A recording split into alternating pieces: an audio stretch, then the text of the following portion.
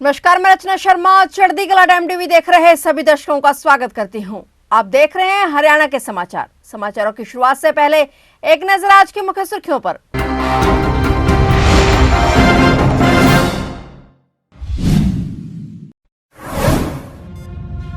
Rewari court में पेश हुए 100 करोड़ के घोटालेबाज, सहकारिता विभाग को लगाया चूना। 27 मार्च को अगली सुनवाई। सीएम मनोहर लाल का बड़ा एक्शन, भिवानी नायब तहसीलदार और पटवारी को किया निलंबित, कहा लापरवाही नहीं की जाएगी बर्दाश्त। चंडीगढ़ कांग्रेस की याचिका पर हाईकोर्ट में हुई सुनवाई, सीनियर डिप्टी मेयर और डिप्टी मेयर चुनाव को दी चुनौती। अब 26 फरवरी को होगी सुनवाई।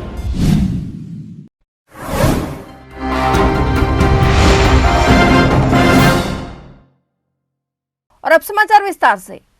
हरियाणा सहकारिता विभाग में हुए 100 करोड़ रुपए से ज्यादा के घोटाले में एंटी करप्शन ब्यूरो द्वारा दर्ज की गई एफआईआर के मामले में आज रेवाड़ी कोर्ट में आरोपियों की पेशी हुई। इस घोटाले में शामिल अनु कौशिक और राम कुमार अभी जेल में बंद हैं, जबकि स्टालिन जी सहित अनु कौशिक की बहन, माता पिता और अन्य आरोपी फिलहाल जमानत पर बाहर हैं। स्टालिन जीत को छोड़कर ये सभी आरोपी रेवाड़ी कोर्ट में पेश हुए। गुरुग्राम एसीबी थाने में इस घोटाले से जुड़ी 4 अलग अलग एफआईआर दर्ज की गई थी। इन चारों ही मामलों की सुनवाई रेवाड़ी कोर्ट में चली। कोर्ट में अब 27 मार्च को अगली सुनवाई होगी।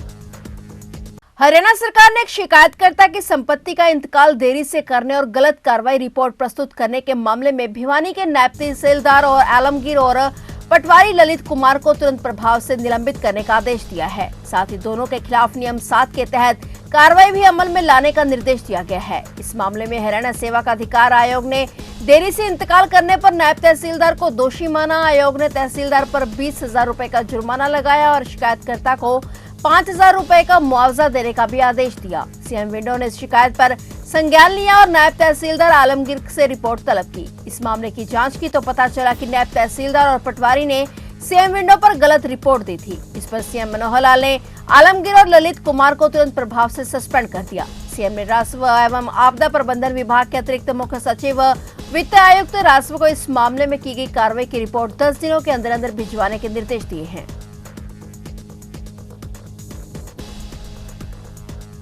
चंडीगढ़ में 30 जनवरी को हुए मेयर चुनाव का विवाद हर रोज नया मोड़ ले रहा है। आज इस मामले में कांग्रेस की तरफ से लगाई गई याचिका पर पंजाब एवं हरियाणा हाईकोर्ट में सुनवाई हुई है। यह याचिका सीनियर डिप्टी मेयर और डिप्टी मेयर के चुनाव को लेकर लगाई गई। इससे पहले आम आदमी पार्टी की तरफ से मेयर चुनाव को लेकर याचिका लगाई गई थी। अब दोनों मामलों में 26 फरवरी को सुनवाई होनी है। हाईकोर्ट ने चंडीगढ़ प्रशासन सहित अन्य प्रतिवादियों को 26 फरवरी के लिए नोटिस जारी करते हुए जवाब मांगा है। इन दोनों पदों को लेकर दाखिल याचिका पर अब मेयर निर्वाचन को चुनौती देने वाली याचिका के साथ सुनवाई होगी।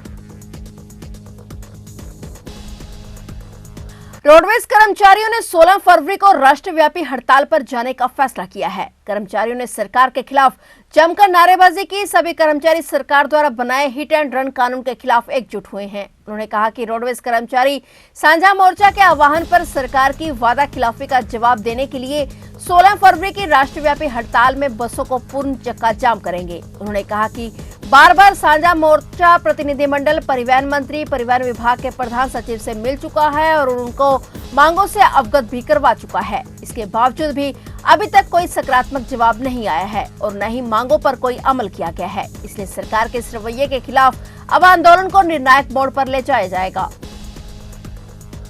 हरियाणा के गृह एवं स्वास्थ्य मंत्री अनिल विज ने कुरुक्षेत्र में बाइक और नकदी छीनने के मामले में केस दर्ज नहीं करने वाले कुरुक्षेत्र आदर्श थाने के जांच अधिकारी को सस्पेंड करने के निर्देश कुरुक्षेत्र एसपी को दिए। विज आज अपने आवास पर प्रदेश के कई जिलों से आए सैकड़ों लोगों की समस्याओं को सुन रहे थे। कुरुक्षेत्र के गांव बारवा से आए शिकायतकर्ता ने गृह मंत्री अनिल विज को शिकायत देते हुए बताया कि कुछ महीने पहले वह कुरुक्षेत्र के एलएनजेपी अस्पताल में इलाज कराने गया था, मगर वहां पर 3 लोगों ने उसके साथ मारपीट करते हुए उससे नकदी और उसकी बाइक छीन ली। वह 2 आरोपियों की पहचानता भी है और घटना के दिन ही उसने आदर्श थाने में एक शिकायत भी दी थी। उसकी शिकायत एक आईओ के पास थी और आईओ उससे केस दर्ज करने का केवल झांसा ही देता रहा और मामले में आज तक पुलिस ने कोई केस दर्ज नहीं किया। गृह मंत्री अनिल विज ने मामले को गंभीरता से लेते हुए कुरुक्षेत्र एसपी को फोन कर संबंधित आईओ को तत्काल प्रभाव से सस्पेंड करने और केस दर्ज कर छानबीन के निर्देश दिए। फौजी की शिकायत पर पलवल एसपी से गृह मंत्री अनिल विज बोले, फौजियों की कार्रवाई के लिए बॉर्डर से यहां पे आना पड़े यह ठीक नहीं। गृह मंत्री अनिल विज को पलवल से आए फौजी ने बताया कि उनकी जमीन पर कब्जे के मामले में पुलिस ने अब तक कार्रवाई नहीं की है और उसे मजबूरी में बार बार बॉर्डर पर अपनी ड्यूटी छोड़ पलवल पुलिस के पास कार्रवाई के लिए आना पड़ रहा है। हरियाणा के पानीपत शहर में असंध रोड पर एक डेयरी पर सीएम फ्लाइंग की टीम ने रेड की है। टीम ने यहां पहुंचते ही डेयरी को अपने कब्जे में लिया और चल रहे काम को रुकवा दिया। उसके बाद जांच पड़ताल शुरू की गई, जिस दौरान सामने आया कि डेयरी पिछले करीब 22 से 25 साल से यहां पर चल रही है। टीम को जांच के दौरान यहां बड़ी मात्रा में पनीर, घी, क्रीम आदि बरामद हुआ है। नीरज नामक व्यक्ति बिना लाइसेंस और परमिट के इस डेयरी को चला रहा था। टीम ने सामान के सैंपल लेकर लैब में जांच के लिए भेज दिए हैं और डेयरी पर ताला जड़ दिया है। विभाग का कहना है कि सैंपल की रिपोर्ट आने के बाद अगली कार्रवाई की जाएगी। हरियाणा के नारनौल में पुलिस ने राजस्थान के 2 ट्रकों में ले जाई जा रही 1900 पेटी अवैध शराब की बरामद की है। पकड़े गए दोनों ट्रक अपने रूट से गलत रूट पर शॉर्टकट होते हुए जा रहे थे, जबकि उनके पास राजस्थान के रूट का भी लाइसेंस था। दोनों ट्रक राजस्थान के अलवर से राजस्थान के ही राजगढ़ के तारानगर जा रहे थे। पुलिस ने दोनों ट्रकों को कब्जे में लेकर उनमें से शराब की पेटियां उतरवाई। दरअसल पुलिस को सूचना मिली थी कि 2 ट्रक अलवर से शराब भरकर हरियाणा की तरफ आ रहे हैं। पुलिस ने फौरन कार्रवाई करते हुए नाकाबंदी कर उन्हें रास्ते में रोक लिया। खंड शिक्षा अधिकारी कार्यालय रायपुर रानी में चतुर्थ श्रेणी के सफाई कर्मियों द्वारा वेतन संबंधित मांगों को लेकर जोरदार नारेबाजी की गई। इस अवसर पर लिपिक अमन कुमार को ज्ञापन सौंपा गया। जिलाध्यक्ष हरबंस ने बताया कि खंड के सरकारी स्कूलों में तैनात सफाई कर्मचारियों को 5 महीने से वेतन नहीं मिलने से आर्थिक परेशानी उठानी पड़ रही है, लेकिन शिक्षा विभाग के अधिकारी बजट की स्वीकृति मिलने का हवाला देकर टालमटोल कर रहे हैं। उन्होंने बताया कि अगर 20 फरवरी तक विभाग के द्वारा सभी के खातों में मानदेय नहीं डाला गया तो 22 फरवरी को सभी कर्मचारी हरियाणा राज्य चतुर्थ श्रेणी सरकारी संगठन के बैनर तले बीओ कार्यालय के सामने धरना देंगे। आज हमारा जो ये प्रोग्राम था केवल ज्ञापन देने का प्रोग्राम है। हमारे जो शिक्षा विभाग के अंदर रायपुर रानी ब्लॉक के अंदर जो स्कूलों में कार्य करते हैं पार्ट टाइम सफाई कर्मचारी, उनका वेतन 2 महीने से लेकर 5 महीने का भी है कुछ कर्मचारियों का। तो इसलिए हम इकट्ठे हुए और मैम तो आज ऑफिस में नहीं है, हमने ज्ञापन सौंपा उनको। तो क्या अपनी समस्या से पहले किसी प्रशासनिक अधिकारी को अवगत कराया? हमारे जो कर्मचारी हैं वो सभी मतलब जो अपने डीडीओ है उनको बार बार कहते हैं कि हमारी सैलरी डाल दो सर, हमें अपना जो खर्चा है वो चलाने में दिक्कत आ रही है। लेकिन किसी भी जो ब्लॉक के अधिकारी जी हैं और हमारे जो डीडीओ हैं यहाँ के, उन्होंने सुनवाई नहीं करी। तो अंत में हमें इकट्ठा होकर के आज ये ज्ञापन सौंपा और ये नोटिस भी है।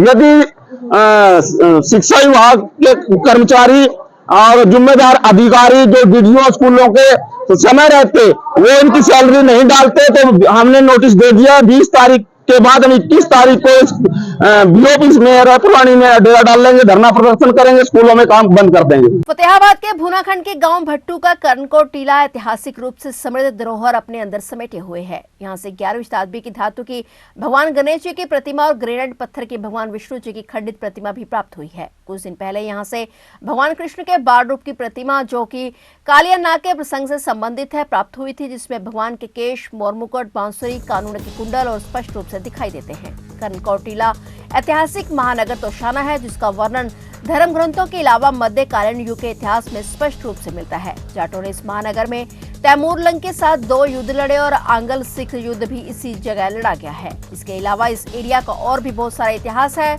यहाँ से आटा चक्की, सिक्के, तोप के गोले, टेराकोटा के खिलौने, मनिया मन के पत्थर की मूर्तियां और नगर के भवनावेश मिल रहे हैं। हरियाणा पुरातत्व विभाग ने यहाँ पंजाब भू अधिग्रहण अधिनियम की धारा 6 लगा रखी है और गार्ड भी तैनात किया गया है। महानगर है ये तोशाना है, जो महाभारत में हमें वर्णन मिलता है। महाभारत में जब युधिष्ठिर ने राजसूय यज्ञ किया था तो नकुल ने इस नगर को विजय किया था। यहाँ वाटर चैनल है, मकान है, कुएं हैं।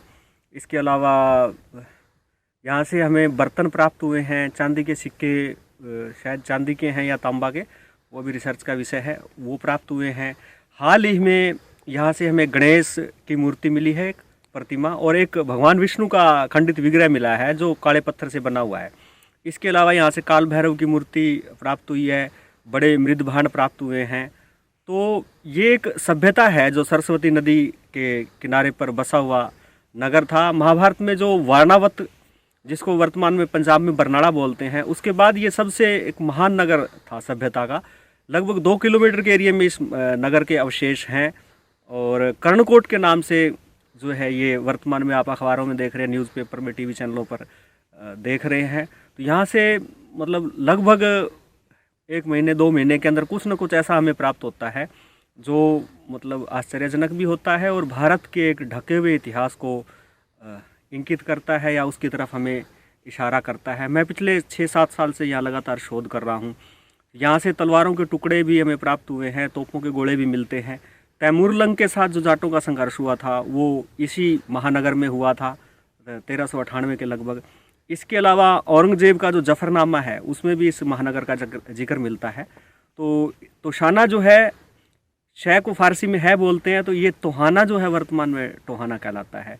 तो यहाँ तोमरों का, गुप्ताओं का, कुषाणों का, मौर्यों का एक संयुक्त जो है पीरियड रहा है शासनकाल का इस महानगर में। तो इस प्रकार ये एक भारत का इतिहास है जो ज़मीन में ढका पड़ा है और पुरातत्व विभाग इस पे काम कर रहा है। लगातार उनकी निगरानी बनी हुई है। यहाँ पुलिस भी मतलब यहाँ निगरानी करती है, फतेहाबाद पुलिस।